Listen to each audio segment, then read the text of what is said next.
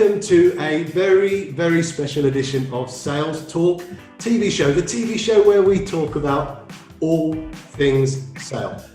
Today, my special guest is Daniel Disney. Daniel Disney, I call him the king of social selling. I'm sure he's already blushing about that. The author of the £1 Million LinkedIn Message, absolute must for anybody out there that's selling traditional sales or modern selling. Dan, welcome to Sales Talk. Steve, thank you so much for having me and for that wonderful introduction. I'm really excited to be here, and I know we were just sort of talking about, must have been nearly 3 years ago now, I think we first met, where we were sort of working on a bit of a joint project, and it was quite early for both of us sort of going out on our own. And I still remember sharing that beer with you, and you were talking about a book that you wanted to write, and I was talking about a book that I wanted to write, and it seems like such a long time ago, and obviously we're in a very crazy time at the moment, but I'm really excited to chat with you today. Oh, that's magic. Yeah, no, indeed that was 3 years ago. My gosh, can you imagine that?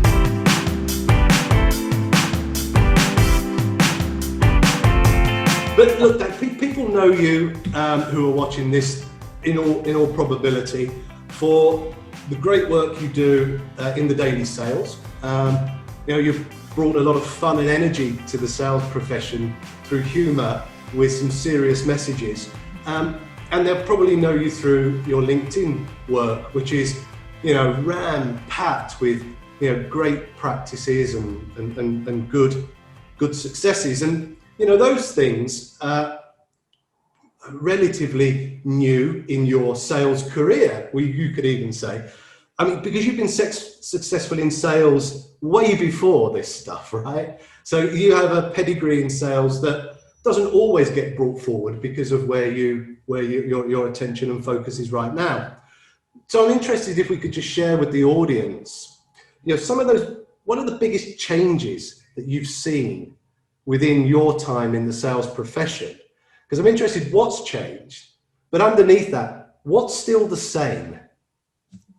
Really great question, Steve. And I mean, I've sold my entire working career, and even beyond that. I think I was 8 years old when I started my own little home-based business, and was selling games and toys to other kids in my kind of local area. So sales has been a part of my life forever. My first job was selling kitchens and bathrooms, and I cut my teeth in sales, knocking on doors, making cold calls, sort of out there face-to-face and sort of phone-based selling. And if I look, as you kind of just said, most of what I do now is sort of digital, social based. So the daily sales is a social page that's, amassed a large audience. I train salespeople how to use LinkedIn, but my history was very much predominantly traditional based selling. So one of the biggest changes I've seen and experienced firsthand, obviously, is that sort of traditional to digital evolution. So going from never having social media. I mean, I was working in sales when social media was not a thing,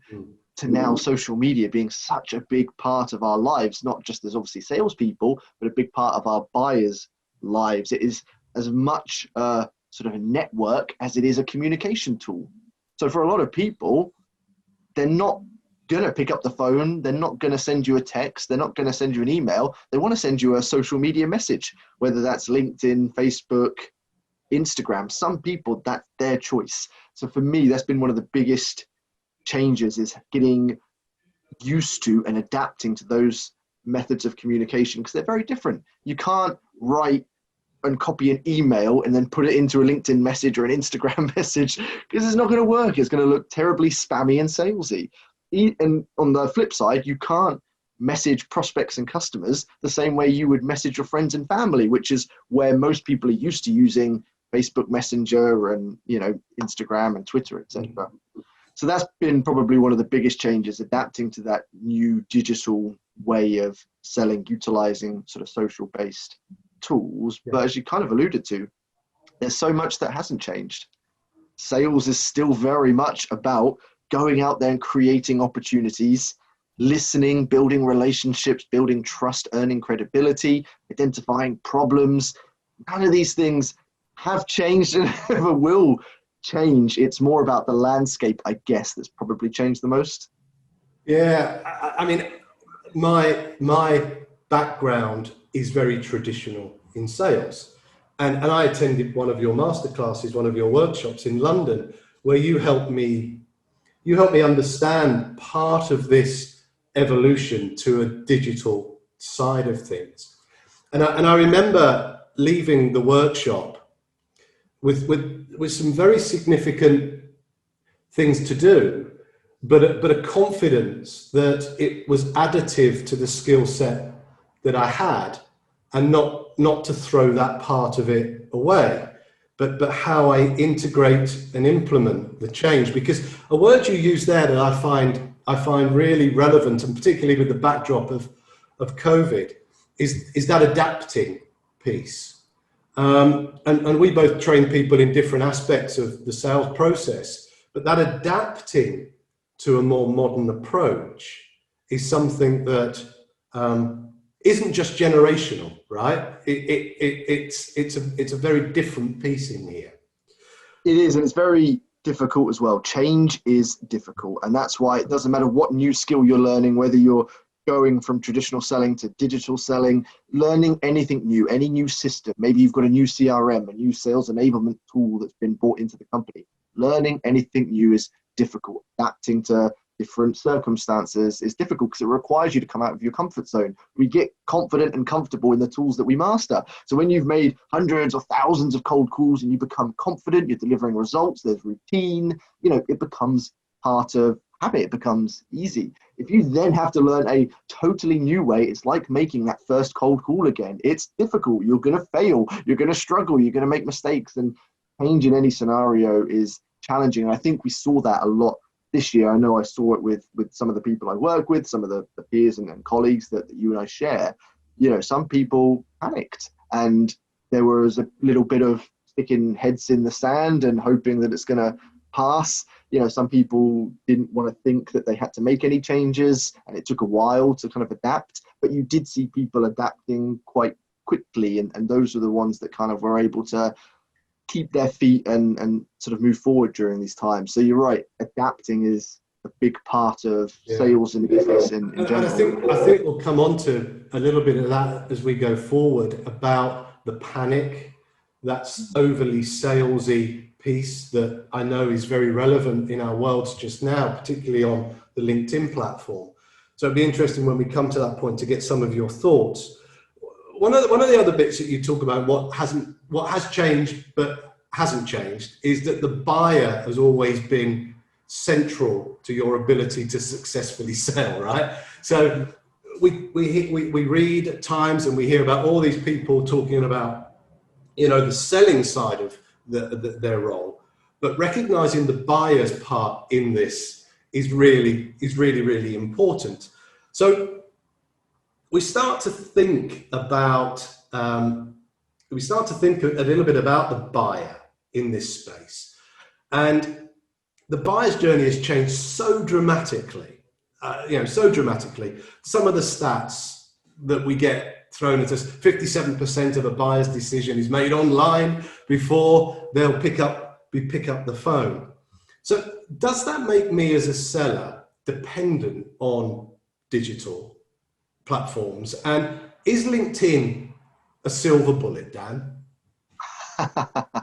It isn't. And I think that was one of the big mistakes a lot of LinkedIn and social selling trainers made in the early stages, was they sort of made claims that LinkedIn was the new cold calling. It was the silver bullet. It was a way of cutting through. And the reality is it's not. One of the ways I best describe this is, those sort of square mazes you get in newspapers and magazines, little puzzles, you get 2 or 3 doors going in, one leads to the middle, that's the one you want to find, the rest lead to dead ends. Well, every single one of yours, mine, everyone out there, every single one of your prospects and customers sits within their own little maze, and each door represents a different communication channel. One's the phone, one's email, one's LinkedIn, one's face-to-face, one's post, one's text.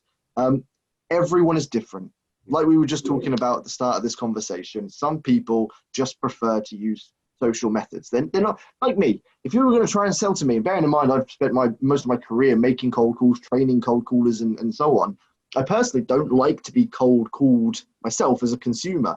So if someone's trying to sell to me, as many people do, If you're ringing my phone as an unknown number, I don't know who you are, I'm not expecting your call, there is a 99.9% chance I'm not going to answer it. So for any salesperson, cold calling is not an effective strategy to reach me. However, there are tons of people out there that aren't on social media. Their inboxes are absolutely full in their email folders, but they prefer to just answer calls and chat on the phone. So there is no right or wrong. There's no silver bullets. All that we have is an extended toolkit. As a salesperson in 2020 and beyond, you now have a phone on your toolkit. You've got email. You've now got social media as well. And it is one tool alongside other very important tools that you need to learn, practice, and master. If you're only utilizing one of those tools, you're just missing out. Another one of the analogies I use is like, imagine there's several ponds of fish.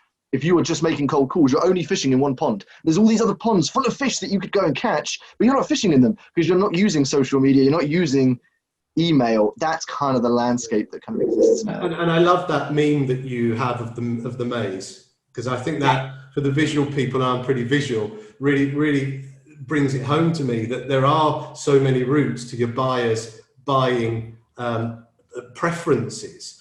And social media, and there in the book, actually, Steve, while we're talking about it, just is. so bring it to life. You know your pages. That is something. That is something. Well done, mate. There is that piece here, isn't there? That, you know, our buyer fundamentally does decide how they like to be sold to, and we need to therefore recognise that preference. Because you mentioned earlier on that it's kind of what hasn't changed, but changed is the communication method. And seeing digital and social as part of your communication to your clients. You know, I have my pipeline at the top here, and I like to show this because actually communicating at the top to your world of suspects. And this is what social media is clearly there to do. So in that space of social media, and I learned so much from what you do, and as I said, having read your book, been in your workshop, but there is this piece about social media. The clue is in the title, social media, not selling media, social media. But how social should I be? Because if it's not the sales silver bullet, and yet I have to be social, am I now going to spend my time sharing things about me that I then ask for an order? Or how do we find that balance as modern sellers between selling and social? Really good question, Steve. Really, really good question. And for me, I always look at it that you've kind of got to have this sort of dual persona. So on the outside, you shouldn't look like a salesperson. When you're talking to prospects and customers, you shouldn't look or sound like a salesperson. You should look like someone who genuinely wants to help. On the inside, however, you should always be a salesperson. The big risk, and it's not just exclusive to social, but when salespeople become too relationship focused, they end up in essentially the friend zone, where they build these wonderful relationships, but they're so scared of selling. They don't want to sell. They don't want to be the salesperson. So they focus so much on the relationship, but it gets to the point where that buyer then doesn't trust you in a way that they want to buy from you. You haven't given or earned any credibility. You become friends. And that happens in social as well. People that are over social on social media, where all they ever share is pictures of their kids and everything they're doing in their personal lives. They're not earning any credibility in the professional industry that they're selling into. They're not showing that they're an expert in their space or someone of any level of credibility. They're just building relationships on a personal level. And it's finding that sort of sweet spot. And we talked about this again at the very start of this conversation, but it's having that sort of sales spirit, that sales heart. You know, I'm a hunter salesperson at the depth of me, you know, so I will always look for opportunities, but I don't sell to people in the way that a lot of people think of it. I couldn't sell something to someone who didn't need it and who wouldn't benefit greatly from that. So I'm as honest and authentic as salespeople go, I'm still driven, I'm still motivated, and I will use the tools that I have around me to kind of do that. But it is finding that sweet spot. You've got to have that heart of a salesperson. You've got to be out there looking to create opportunities that will go on to become sales conversations and sales relationships. But you need to do it in a way that's focused on your customer, not focused on you. It's not about you selling something. It's about you helping someone, and whichever tool you use, you're using it to do that. So on social media, you're using social media to find those people, to earn that credibility by building a personal brand, sharing content, and then getting to the point where you can start conversations to identify opportunities and turn them into pipeline. Yeah, I mean, I find that, I always find this a very interesting balance, because I sort of see this whole space about engagement. You know, engagement can sometimes go higher on a social post than the most engineered, clever, insightful business post. And, you know, whilst I think at the end I'm going to ask for your forward-looking view, I think here there's this piece about not to mix up the vanity side of the digital journey with the real essence of what you're saying, is that if you're capturing the right audience at the top of your sales funnel and you're building them that expertise, that know, like, trust side in the equation, then yes, they're going to be engaged in your social side because they know you, they like you, they trust you. They might not always come out and say, that was a brilliant piece of business advice, thank you very much. And you've kind of got to have the mindset of a seller that is the line that you're treading now. If you pitch yourself as an expert or add insight or value into your segment, your sector, you've got to recognize that you've got to give a bit more of yourself in a modern selling world than we did when I would be outdoor knocking and you would be selling bathrooms and kitchens and so on, right? I guess.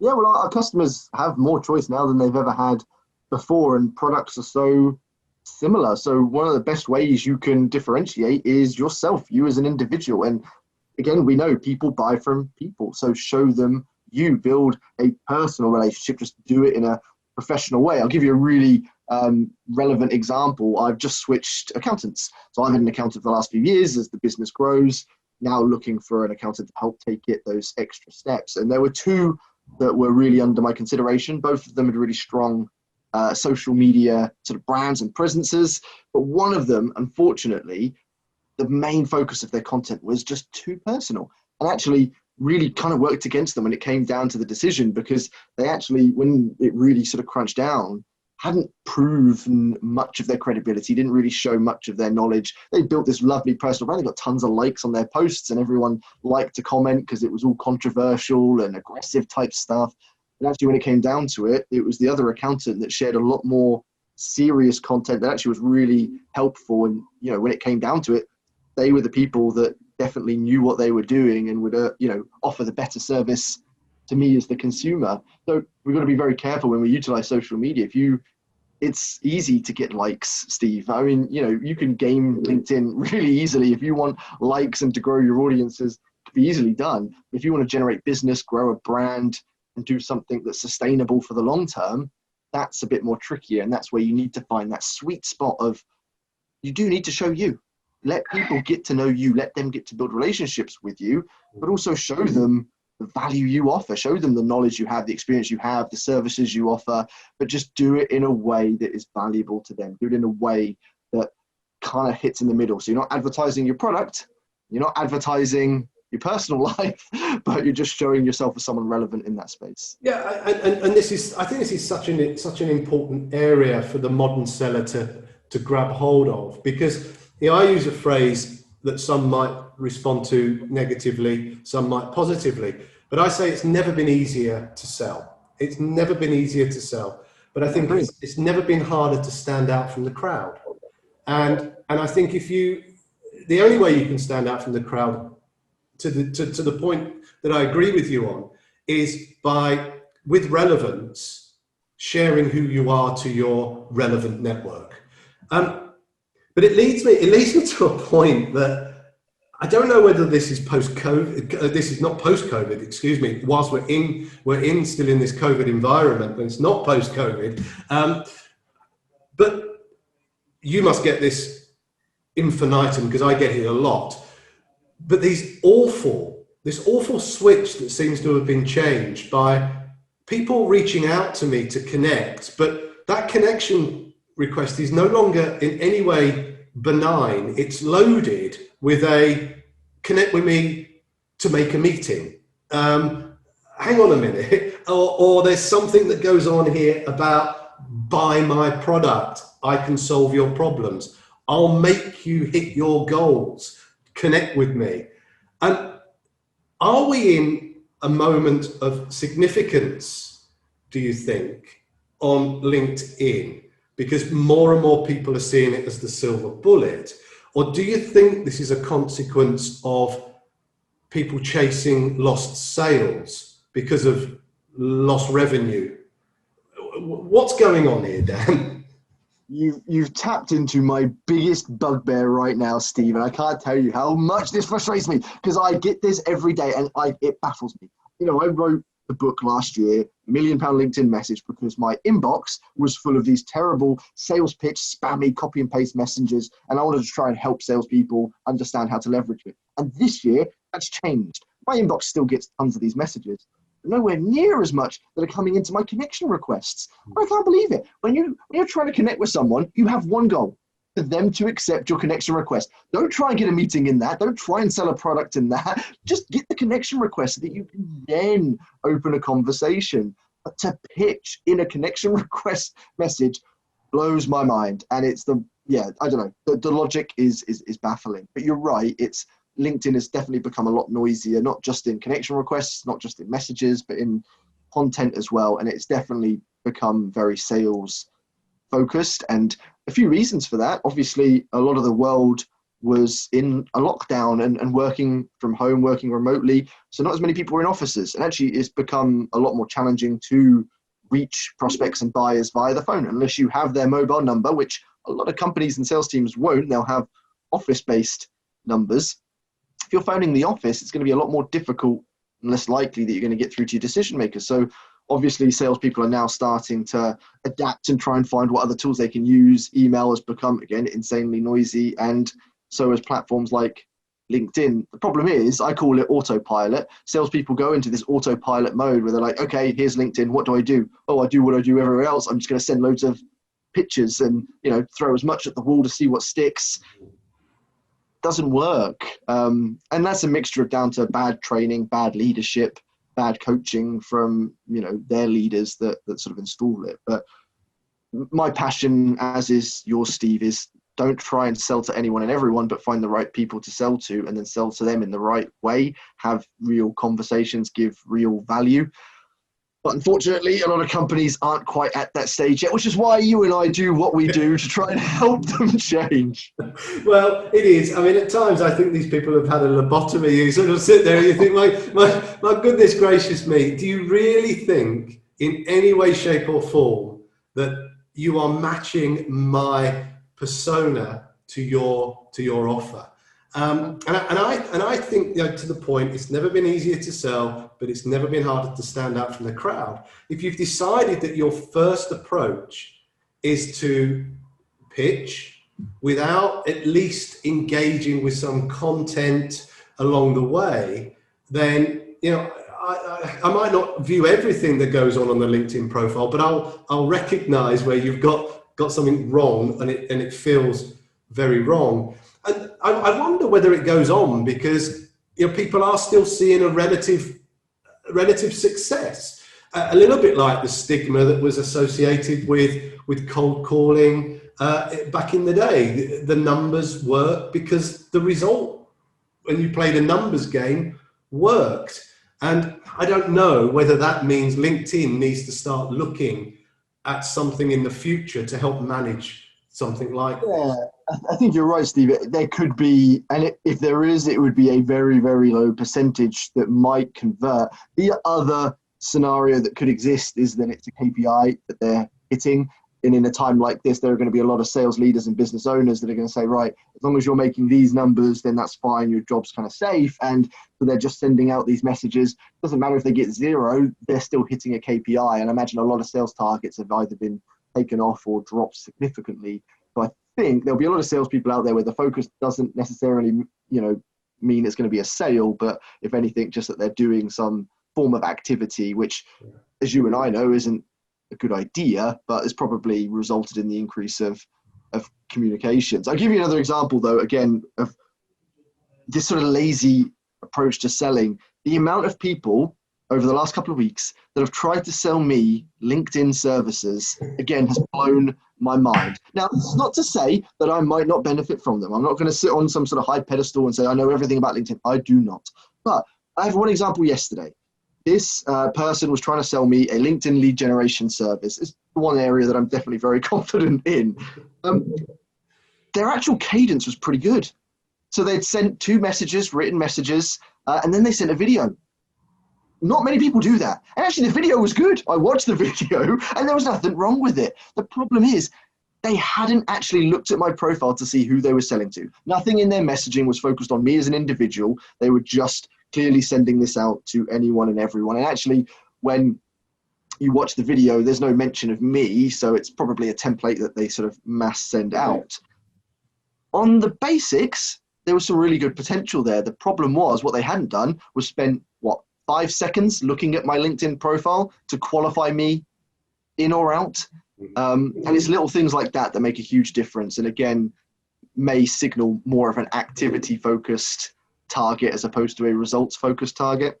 And I think here is a classic place of where modern and traditional sales, touch, because why do you throw away the tradition of qualifying? Why do you throw away the tradition of building some kind of rapport? Why do you throw away that discovery phase part in your sales process and just jump to that phase? And yeah, I think it is a big issue, but not to dwell on what is wrong with LinkedIn, because in your book you talk about so many positives that LinkedIn can help and how LinkedIn can help you in your business, because there is a truth in the fact that if you put the right people in the top of your sales funnel, you build the know, like, trust position, your content is creating insight, and there is some engagement. The next logical step is you take that meeting offline and you have a really rewarding and enriching conversation. And I win business like that. You've already said that you win business like that. What's next? What's next, in your view, to be the big thing for us salespeople to get our arms around on digital, social, LinkedIn? I've got an easy answer for you, Steve. I am 100% confident this is the next big wave in selling. It's video. Video is growing massively fast and it's gaining huge momentum and it's having a hugely positive impact. And yeah, that is the next big thing, because I would say at least 95% of sales teams around the world aren't utilizing video, aren't confident in video. Most of the sales teams that I train, when we talk about video, looking at it from a content perspective and a messaging perspective now, most people have never done it. I would say 90 to 95% of the groups have never done it, wouldn't feel confident doing it. And yet the results are starting to become, quite crazy. I saw one company started adopting video embedded into emails, and they were converting 8 times better than cold calls. Wow. It's a huge number. And the beauty of video is, as you and I will know, Steve, I pick up the phone and call you, you hear my voice, you get to hear my tone, that's great. I send you an email or a message, you get to read my words. I utilize LinkedIn, you might get to see me, a picture of me, my personal brand, etc. If I send you a video, you are talking to me. It's the next best thing to face-to-face. And in our current climate, this is as close to getting. That's why everyone's living through Zooms now and things like that, which I think is going to be a big benefit and accelerator to video, because I think this year has helped a lot of people get a lot more comfortable and confident in front of a camera and utilizing video communication. But I think over the next 3 to 5 years, there's going to be this huge transition of sales trainers like you, social selling trainers like me, video becoming a much bigger part of our offering as companies really start to seek it. And the very early adopters now are, and before pre-COVID, are building video booths in their offices, in their sales offices, places that salespeople can record professional quality videos to send to prospects and customers. And that's the early adopters. And I guess I've never asked you this question before, Dan, and don't know your view on this, but I'm making an assumption here, so I'll qualify it. When you talk about video, I guess you're talking about people putting office video capability in their home office environment. Not the mass-produced, edited, branded stuff, but maybe some of the more accessible, I can do it on my cell phone, kind of instant video stuff, right? Well, yeah, I'm sort of talking about video messaging predominantly. Yeah. Sending a recorded video message via LinkedIn, via email, and obviously in my world, utilizing video as a form of content, recording videos to share on LinkedIn, but video messages that might be, "Hi Steve, Dan here, love what you were sharing the other day on LinkedIn, just wanted to pop you a quick message to see if you'd be interested in blah, blah, blah." A video message that's direct to you, personalized to you, 1 to 2 minutes long. Those are going to become a big thing. As I just mentioned, I received one just yesterday from someone trying to sell me a LinkedIn service, granted not the target customer, but the cadence was relatively strong. Couple of written messages, followed by not a personalized video message, but on the right track. Yeah, I love it. So Dan, that kind of takes us all the way back to the very start as we wrap up, because when I asked you what hasn't changed, you talked about communication, you talked about building a network, you talked about adapting. And I think when you tell us what's coming next, and you've shared some of your stories and your amazing tips and help and insights to people, those 3 things have always run through your philosophy and your ethos around sales. So look, Dan, I'm going to hold it up again. I know that this is the current book. Congratulations on getting the publisher for number 2 book. As soon as you know what as soon as you're going to share with us what that's going to be, please do, unless you want to give us a little sneak preview on Sales Talk. Where can people find you, Dan, if they don't already know? LinkedIn is my home, Steve, as you well know. So please do come across Daniel Disley on LinkedIn. Follow the Daily Sales if you're looking for sales content. But I'm on all social channels, and my website is danieldisley.online. I will give one big recommendation, as you've kindly recommended my book, Steve. If they haven't already, they need to read your book as well, because as I say on the cover, not only one of the best sales books of 2019, but one of the best sales books ever. Steve, I was blown away when I first read this, and I love the quality of the book, the quality of the print, what you've put into this. It still and will be probably forever one of my all-time favorite sales books. So if your viewers and listeners haven't bought it already, I personally cannot recommend it enough, and I love my coffee. Well, that was very, very, very kind of you, and there we go. Look at us. I'm blushing. Dan, thanks ever so much. I really appreciate you joining me on Sales Talk. So everybody, there was the episode, a very special episode with the king of social selling, Dan Disley, Daily Sales Supremo, and LinkedIn expert.